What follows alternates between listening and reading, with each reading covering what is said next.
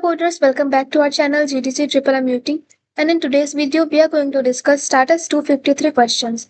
So here we have the first question, regular cleaning. Chef will do a deep cleaning of his house every 10 days, meaning on day number 10, 20, 30 etc. Today is day number n. How many more days are there until the next day, strictly after today, that chef will deep clean? So for the solution, we will define an integer rem to calculate the remainder of the given integer n.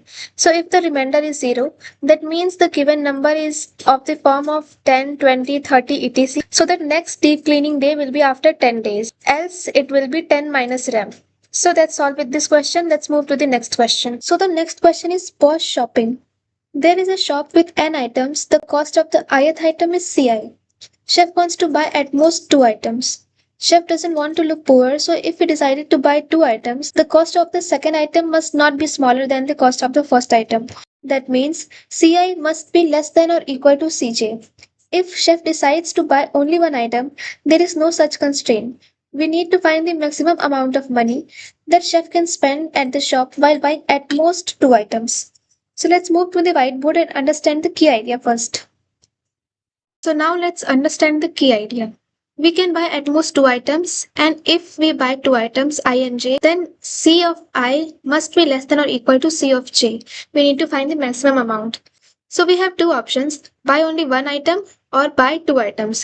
So if we are buying only one item, the answer is at least the maximum single item price. That means if we have the array C, 2, 12, 7 and 10, the least answer will be 12 if we are buying only one item. And if we are buying 2 items, first we will check this condition and sum it up. So we need to check all such pairs. If the condition holds, we will sum it up and compare with the maximum amount. For example, if we have an array C, 2, 12, 7 and 8. So we will check all the pairs. For this, I initially will be 1 and j initially will be 2. So it will be 2 and 12. Condition holds, the sum will be 14. For 2 and 7, the sum will be 9. For 2 and 8, the sum will be 10. In this case, condition is false. In this case also, condition is false. But for this case, 7 and 8, the condition is true and the sum is 15.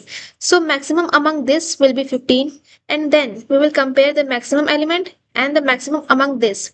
That is 12 and 15. So our answer will be 15. So let's move to the code and understand it. So here we have a vector C. We will define answer as the maximum element of that array C, because that is the least value answer can have, right? Then we will start checking the pairs. Initially I will be 0 and j will be I plus 1. So we will check all the pairs. If the condition holds, we will sum it up and then maximize the answer. After all the iterations, answer will be our final value. Let's move to the next question. So here we have the next question, grid jump. You are standing at point 0, 0 of a 2D coordinate grid. You would like to reach point AB. You have the following movements available to you.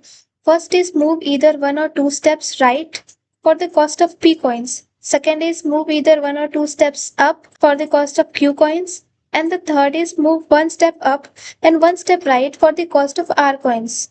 Find the minimum number of coins you need to spend in order to reach point AB. So first let's understand the key idea. So let's move to the whiteboard. So the key idea is use k diagonal moves, 1 right plus 1 up. After that we have only up and right moves. Try all possible k is equal to 0 to minimum of AB. That means if we observe and calculate, the maximum amount of diagonal moves we can take is minimum of AB. So the main idea is to decide how many diagonal moves we should take. A diagonal move increases both x and y by a. So if we take k diagonal moves, we reach kk. The cost of these diagonal moves will be k into r. So here we have available moves right, up and left, and here we are using diagonal moves.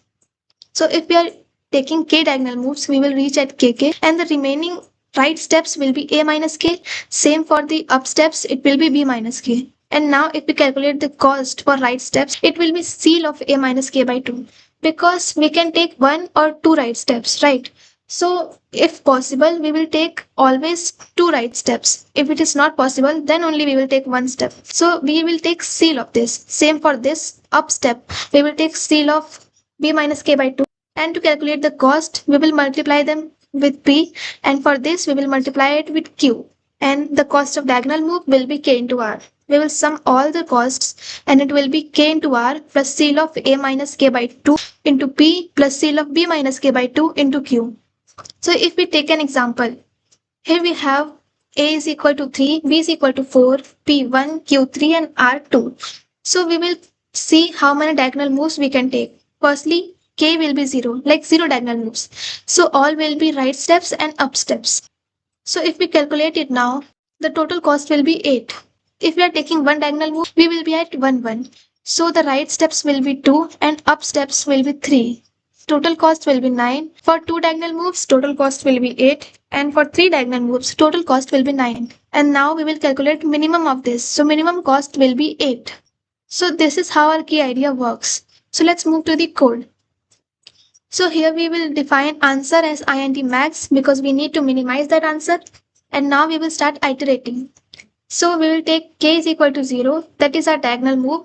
And we already know the maximum of k will be minimum of a and b, right? So we will calculate right steps, that will be a minus k, up steps, that will be b minus k, and cost. This formula I have already explained you earlier, and we will minimize the cost and print the answer. That's all with this question. Thank you.